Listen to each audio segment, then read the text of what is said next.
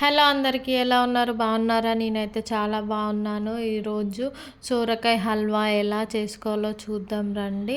ఇంట్లోనే సింపుల్గా చాలా బాగా వస్తుందండి, మంచి టేస్ట్తోని. ఫస్ట్ సోరకాయలను తీసుకొని దాని చెక్కు తీసుకొని కట్ చేసుకొని ఇట్లా నేను చేస్తున్న విధంగా సొరకాయని తురుముకోవాలి. ఇలా దాని మీద సొరకాయ మీద ఉన్న పొట్టు తీసేసుకొని కట్ చేసుకొని మనము ఇట్లా తురుముకోవాలి. ఇవన్నీ ఇలా తురుముకున్నాక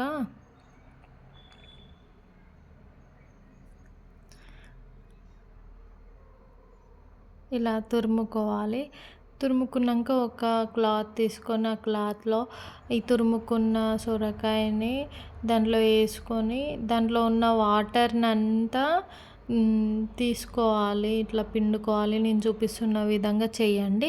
ఈ పిండిన వాటర్ కూడా తాగితే హెల్త్కి చాలా మంచిది. నేనైతే తాగేసిన అండి, బయట పడేయకుండా వేస్ట్ చేయకుండా నేనైతే అది తాగేసిన. మంచిగా స్వీట్గానే ఉంటుంది సోరకాయ వాటర్. సో ఇలా పిండుకొని అది చూడండి ఆ గుజ్జుని తీసి పక్కన పెట్టుకోండి బౌల్లో. ఆ తర్వాత గ్యాస్ వెలిగించుకొని ఒక బౌల్ పెట్టుకొని ఆ బౌల్లో 1 స్పూన్ గీ వేసుకొని కరిగాక గీ మొత్తం కరిగినాక బాదం కిస్మిస్ వేసేసుకొని వేయించుకోండి.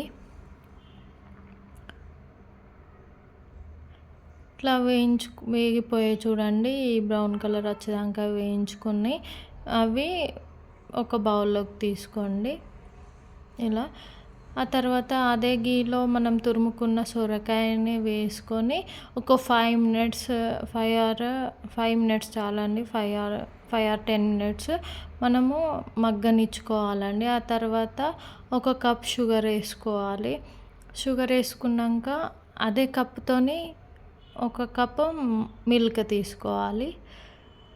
మిల్క్ తీసుకున్నాక ఒక 2 మినిట్స్ పాటు మగ్గనివ్వండి. దీన్ని కూడా